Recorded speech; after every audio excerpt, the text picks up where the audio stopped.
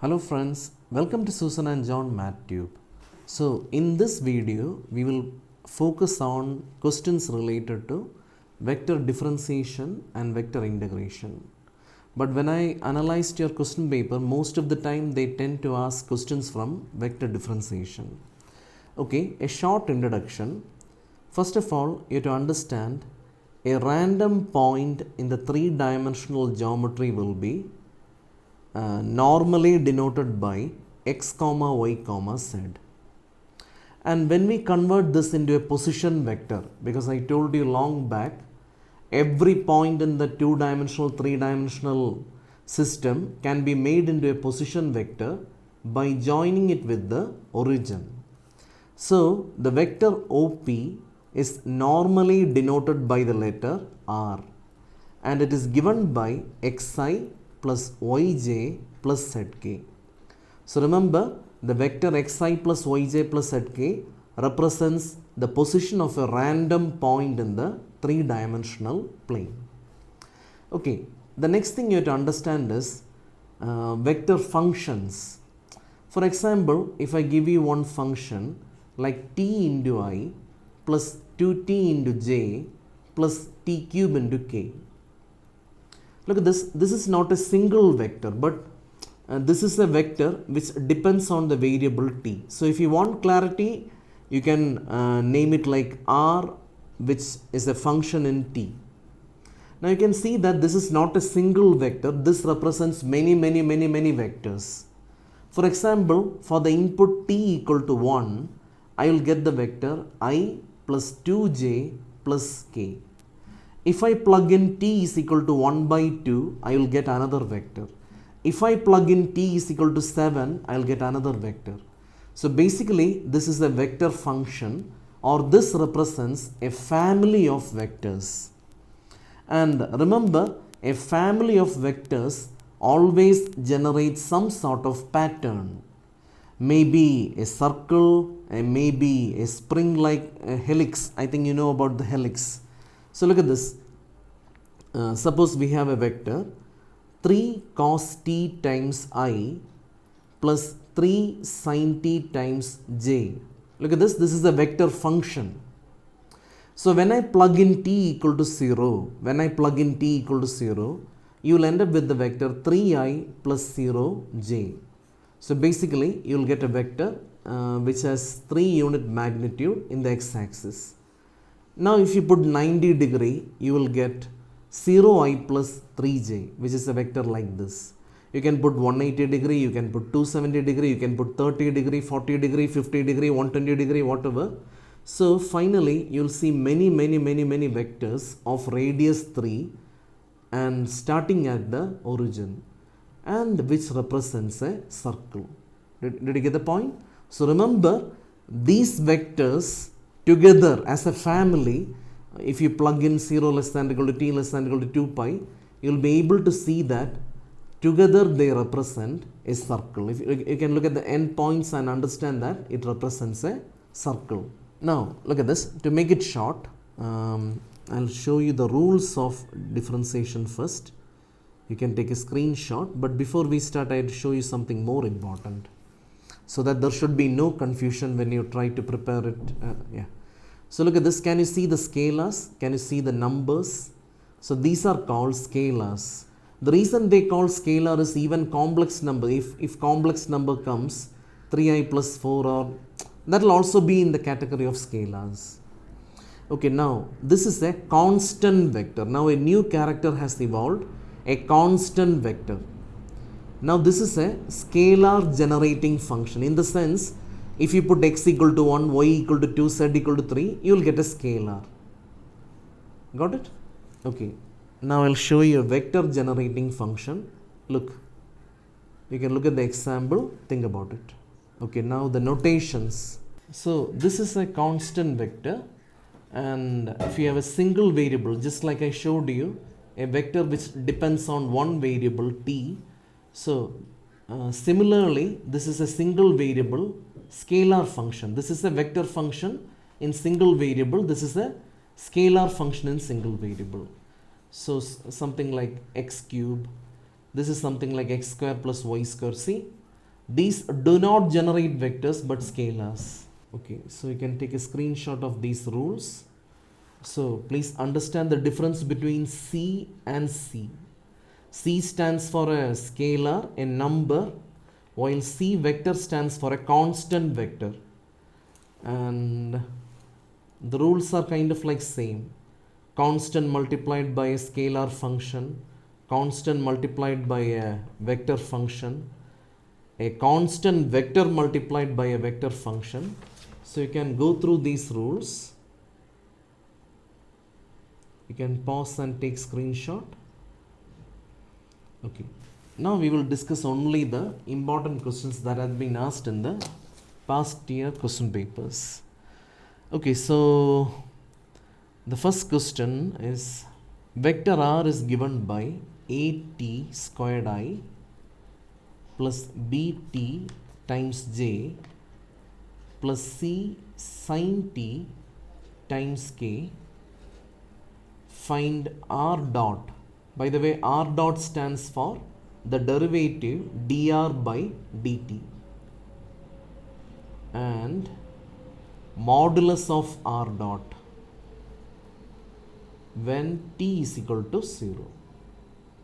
Okay, first of all, from physics, I hope you remember if this stands for the displacement vector, then the derivative will be velocity and double derivative will be acceleration, because they tend to ask questions like this.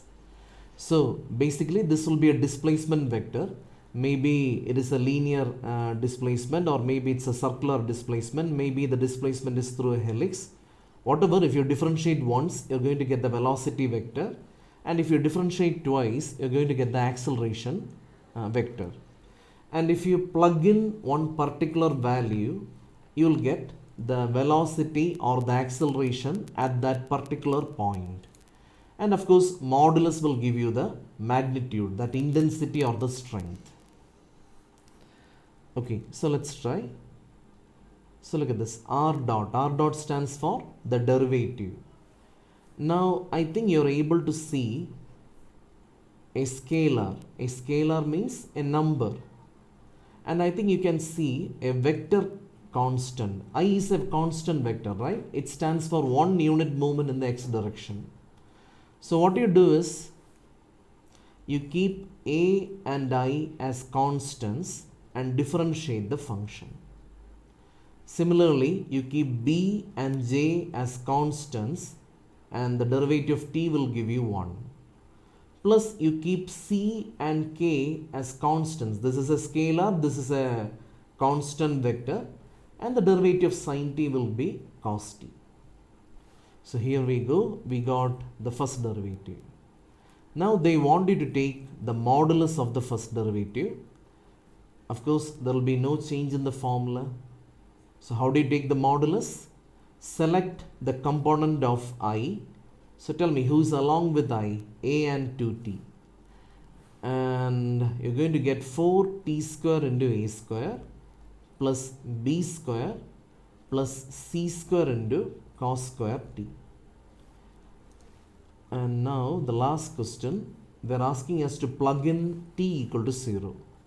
So let's input t equal to 0. So what happens to the first vector?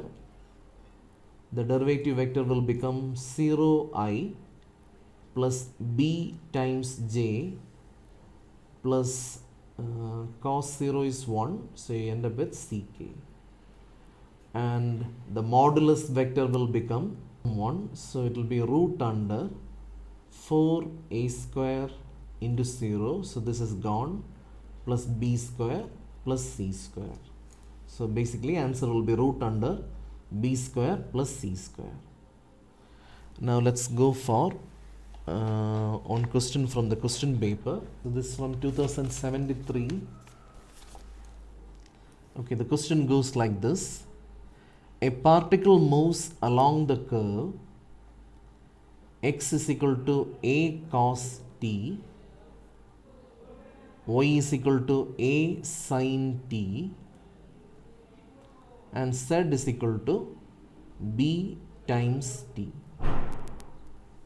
And they are asking find the velocity and acceleration when t equal to 0 and when t is equal to pi by 2.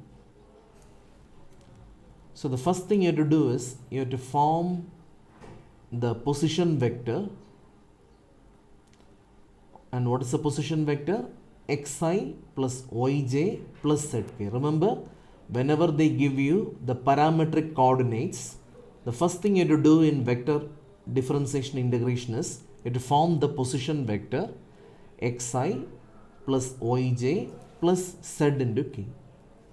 So our x is a cos t times I plus a sin t times j plus bt times k. Now you are familiar with differentiation. You can easily find the velocity vector. So please write the velocity vector. So tell me, how do you get the velocity vector? Yeah, you can find the first order derivative dr by dt because the variable is t. And a is a scalar, I is a constant vector. So you have to keep a as a constant, I as a constant, and then minus sine into t. Minus sine t plus aj cos t plus bk. What's the derivative of t? Yeah, it's 1. Now the acceleration vector. So if you want the acceleration vector, I already told you differentiate the displacement function 2 times. So we end up with ai constant, and what's the derivative of minus sine t? Minus cos t plus aj minus sine t, and this is a constant, this is a constant vector, so it vanishes, plus 0. So that's it. We found the vector velocity and vector acceleration. Now the second question is the particular value. So they want the vector velocity when t equal to 0. They want the vector acceleration when t equal to 0. So we plug in t equal to 0. And please remember the fact, cos 0 is 1, sin 0 is 0. And for another question we need cos 9d. Cos 9d is 0, sin 9d is 1. Anyway, if you don't know the value, use a calculator and make sure calculator is in radian mode if you are planning to plug in pi directly. Yeah. So the velocity vector becomes, come on, tell me what's the velocity vector. So this will vanish, this will be 1. So you end up with ai plus b times k, and the acceleration vector will be this will be 1, this will be 0, so minus ai. And now the next question, find the velocity vector and acceleration vector when t equal to pi by 2. Do the same stuff. So I got the velocity vector to be minus ai plus 0j plus bk, and the acceleration vector to be minus aj. So look at one advantage of this vector velocity or velocity vector, etc. We are actually able to see the direction of that, like what you call the direction also is available. If you find the magnitude, you'll be able to know only the amount, but the advantage here is we are able to know the direction, magnitude. So it's better to write the magnitude also. So you can write the magnitude when t equal to 0. So that will be root under a square plus b square, and this will be a. Here it will be root under a square plus b square and a. That's it. Let's move to the next question. Okay, the question goes like this. If r is equal to a cos t times I plus a sin t times j plus a t tan alpha times k, find STP r dr by dt d square r by dt square. So first of all, remember we need three quantities r, dr by dt and d square r by dt square. And another fact, you have to understand that a is a constant, I is a constant vector, j is a constant vector, and even tan alpha is a constant, k is a constant vector. So I have colored it in green so that you can identify them easily. So let's find dr by dt. You know how to differentiate. So we get the derivative of cos t, that will be minus sin t, and this will be cos t, and here t will vanish. I'll do one thing, I'll cut the steps.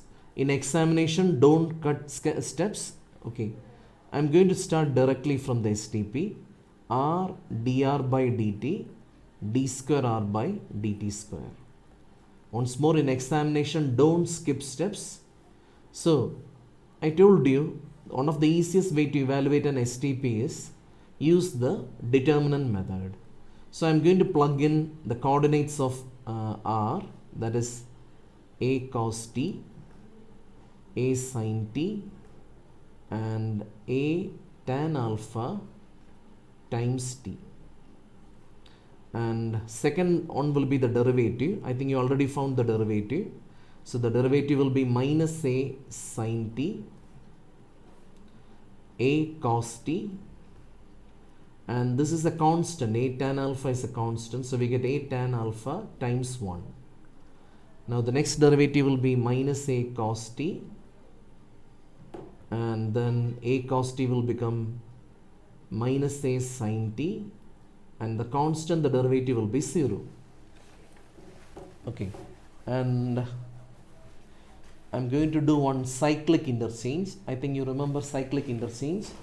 I'm going to bring the last row as the first row, and the first will go to the second, and the second will become third. So the determinant becomes minus a cos t, minus a sin t, 0, then a cos t, a sin t, a tan alpha t, then minus sin t, a cos t, a tan alpha. Okay, now you can do one thing. You can take a common, so we end up with, we can take a common from first row, second row, third row. So we get a cube. The remaining part of the determinant will be minus cos t, minus sin t, 0, cos t, sin t, tan alpha into t, minus sin t, cos t, tan alpha. Okay, so we get a cube into, now it's all about expansion, and I'm sure that you're all good in determinant expansion. So we start with the blue, so minus cos t, and what will be the remaining part? Yeah, sin t tan alpha minus cos t tan alpha into t.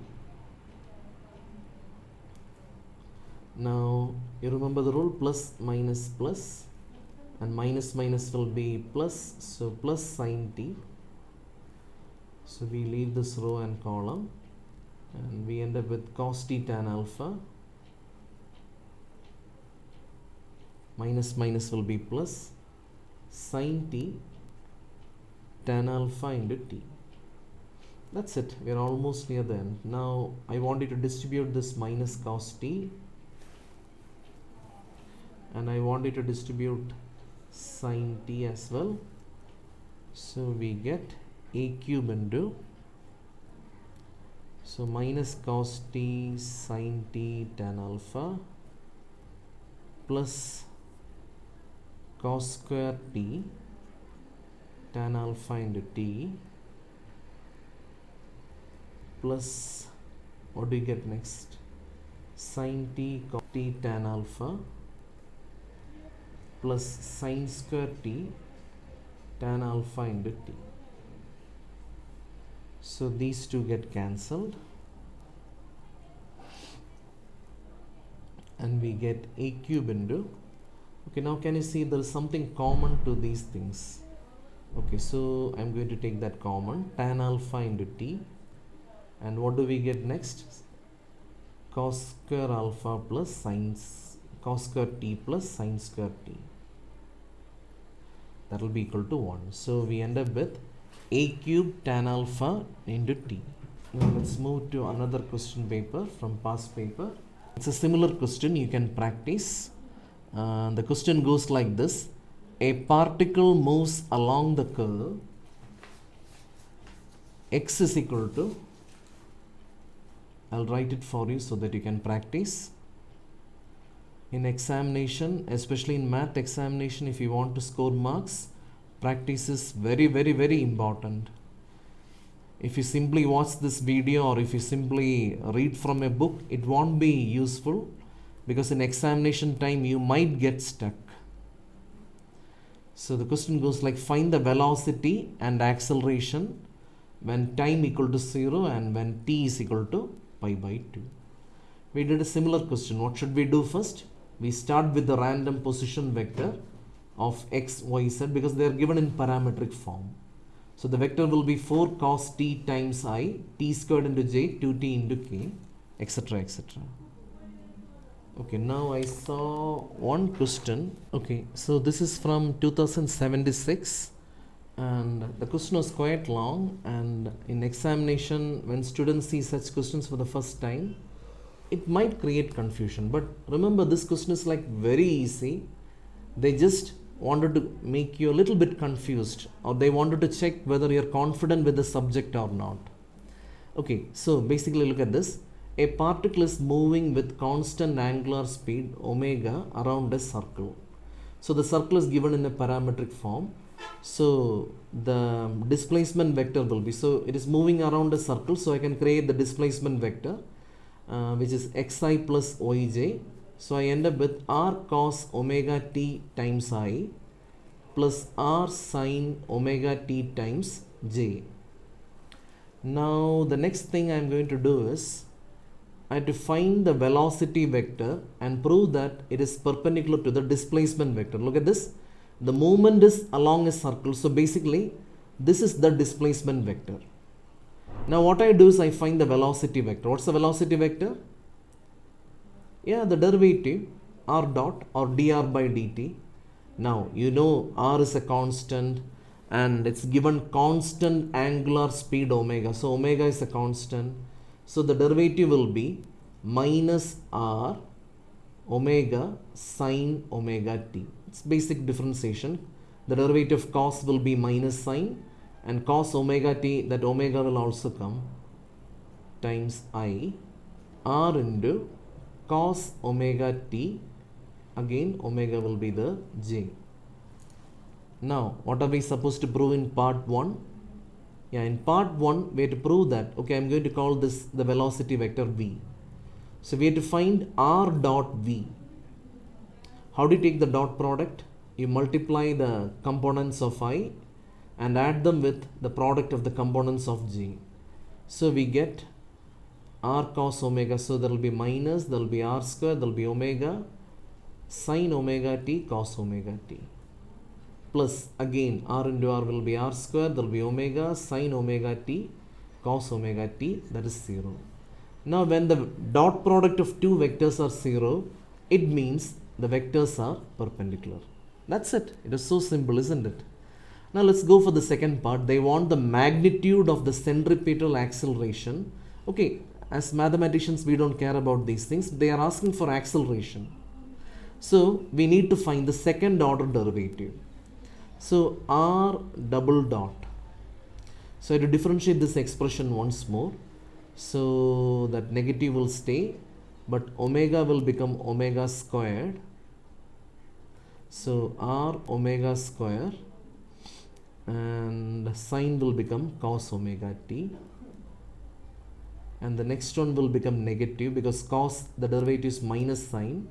So r omega square sine omega t times j. Okay, now we have to find the magnitude. So can you guess what will be the magnitude?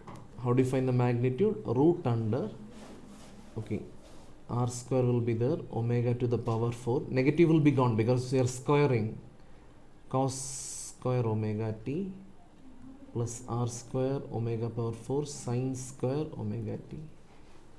Now this r square omega square power 4 comes common. What is cos square omega t plus sine square omega t? Yeah. So the acceleration vector, double derivative is acceleration. If you want, you can denote it by a is r omega to the power. Okay. Now look at this. This is a constant. So this implies the modulus of the acceleration. It implies the modulus of, no need of dot, the modulus of the acceleration is proportional to the radius. That's it.